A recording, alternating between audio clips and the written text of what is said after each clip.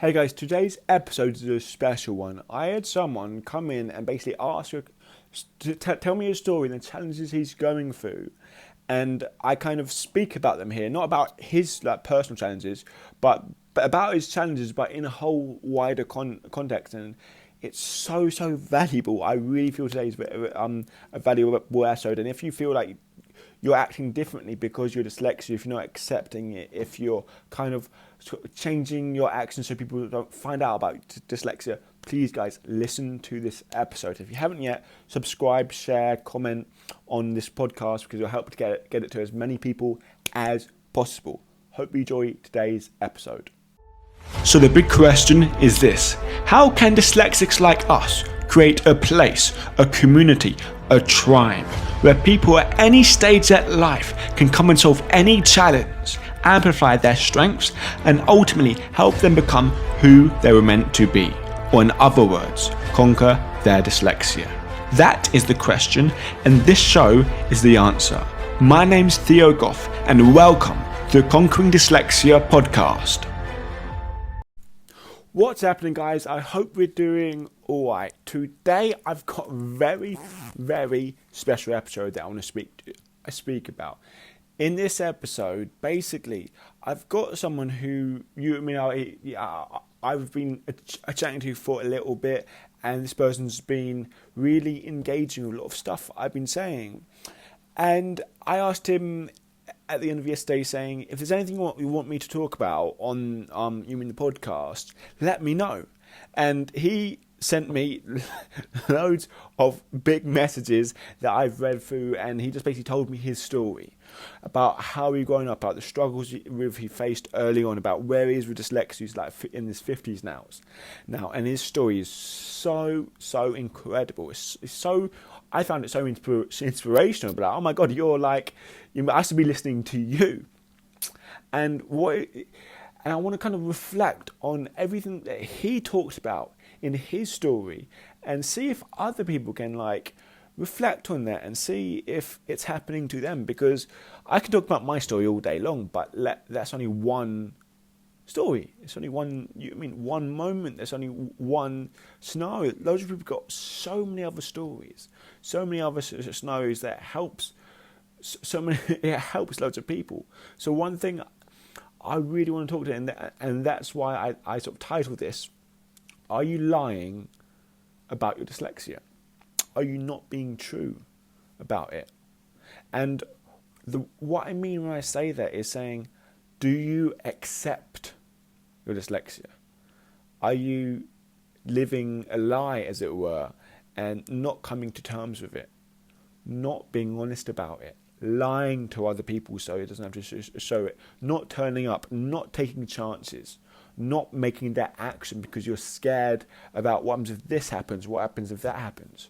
So in a way, are you trying to make dyslexia not exist in your life by doing things that would make dyslexia not be there? By doing things so dyslexia, you can't see dyslexia clearly, it's not there.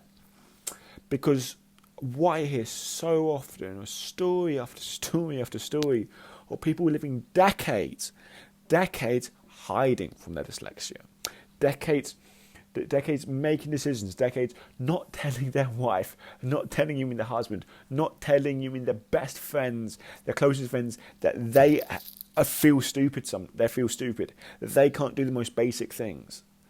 And living this lie holds us back, doesn't it? Living this lie doesn't make us honest with ourselves. And I think ultimately doesn't make us accept ourselves. Because knowing our dyslexia and accepting our dyslexia is the same thing as accepting ourselves. And if we don't really accept ourselves, we never become who we are. What this person said, if we don't accept our dyslexia, accept ourselves, guess what? We're living someone else's life. We're living someone else's life. It's not our own. Our own life is someone who has these challenges. Our own life is someone who has these challenges but also has these strengths, have all this experience and can work hard and is creative. And has all of us. But if we're living a life that we try to hide some of that, we're changing ourselves and being someone else. We are living a lie. We're not being true to ourselves. And when this person explained it, it really hit home with me. And it made so much sense. And I'm saying this here because I hope it makes sense to you. I hope it makes sense that the fact that, like, so often we, like human beings, we want to fit in. We want to fit in so badly. We want to, be in the crowd. We don't want to be noticed for our, lacks, for what we're not good at. We want to be everyone else. We want to fit in, or maybe we want to be noticed for the good things, not for the bad things that we can do. Because let me tell you, there is so many very successful, very famous people out there who has dyslexia, but they do not want to tell anyone about it. They don't want the public to know, because they're scared if the public knows that they will look down upon them. They think that they'll be less. And this happens, like, so many dyslexics feel like a fraud. When they finally make something of themselves, when they finally work really hard, get that business, get things moving, and become successful, they feel like a fraud. Why? Because they don't believe that they had the capability to do it. They believe they got taught through the schooling, through education system, that I can't do these things, I can't be successful. But yet when they are successful, work their way around all their problems, they don't feel like they deserve it. And that is such wrong. That is just utterly wrong. And that, of course, is a problem with society. Of course. If society changes, if the cultures change, people can look at themselves and be proud. They've done this despite their dyslexia. And a lot of part, they've done it because of their dyslexia, because of the struggles they have faced, because they had to go through all these, battles. They wouldn't be where they are if they hadn't go through any battles, because then they wouldn't have to work nearly as hard. They wouldn't have the ambition and goals to be successful. Of course, society has to change. But guess what? It is the way it is, and you are the way that you are. And one thing this person mentioned in his whole story is that now he's coming to terms with things and how he's limited himself in the past, and how he's something like often now is limiting himself now. And that's taking responsibility. It's saying, I am limiting myself. Not, I have these beliefs I can't change, or I can't this is who I am. No, you are limiting yourself. In terms of saying, oh, I don't want to do these things, I want to change my, I don't want to be honest with myself. It's scary, it is fearful, it's not my fault. It's because of my education, I've got fears, what happens if this, I had a rubbish childhood. You're limiting yourself. And guess what? You are limiting yourself. Not your past is limiting you. Not your parents limiting you. Not your education. Not society's limiting you. You are limiting yourself. I'm limiting myself, and I limit myself massively. When I was younger, I believed that I couldn't get a job that involved reading and writing. I believed that I have to have people help me all the time. I believed that I can't do any tests. I can't get no things. And I believe that, but once I went to a dyslexic school, I had loads of help, loads of support, but yet nothing really changed. Only things changed when I realised I was limiting myself. And the only way to stop limiting myself was changing me, was changing how I thought about things, how I process things. This was exactly his process, what this guy is going through. He's educating himself. He's immersing himself into stories, listening to people, finding people that they can use as an example, thinking, if they've done it, so can I. If that person's done it, so can I. They're working on ourselves. And that's what you've got to do. In order to change, you've got to do different things than you've done before. And I think having that knowledge and but starting from a place that knowing, okay, it's up to me. I've got to take responsibility of this. Ultimately, now, here's the hard thing. Here's the kicker. I got myself here. Yes, I had horrible circumstances. And yes, I can blame. I have a right to blame. I have a right to make excuses. But now what? You make excuses, you can blame things, but ultimately you're going to be in a worse off situation if you make excuses, compared to if you really take responsibility and start making a change yourself. Because if you start making a change, start realizing, look, of course I had unfair, environment, unfair this, unfair that, But I had the possibility of doing different things back then to be a different place now. You can't change that. But you've got to realise the power you have in moving forward. The power you move forward is in making different decisions with your dyslexia, making decisions to improve your confidence, to improve your self-esteem. One of the biggest decisions you can make is to be 100% honest with yourself. Honest with your insecurities. Honest in when you've been lying to the world, when you haven't been taking chances because you're scared about finding someone else will find out your dyslexia. They be honest to other people about why you can't do certain things, and instead of hiding away and finding a way around something without having anyone know, being honest, saying, okay, this is where I'm struggling, and I've got to move forward. I'm dyslexic. This is shy. This is embarrassing. But you have to take the steps necessary. You have to move forward with your head high, saying, "I'm dyslexic, and I am proud. I'm going to do this anyway." Because that's not correct. If you don't start with that, start with the sense. Look, I have been living a lie because I've been living someone else's life because I haven't been authentic with myself. I've been hiding my dyslexia away because of fear, because of this, because of that. But the first step I have to start making to improving that is being honest with myself and honest about the people around me with the struggles I am facing. Because when you do that, two big things will happen. One, when you're honest with yourself and honest with everyone around you, your confidence would improve. Your confidence, your self-esteem will go through the roof. Things are like the first time you tell your story, the first time you mention it, it's going to be incredibly, incredibly hard. But then, when you keep on telling your story, it's like therapy.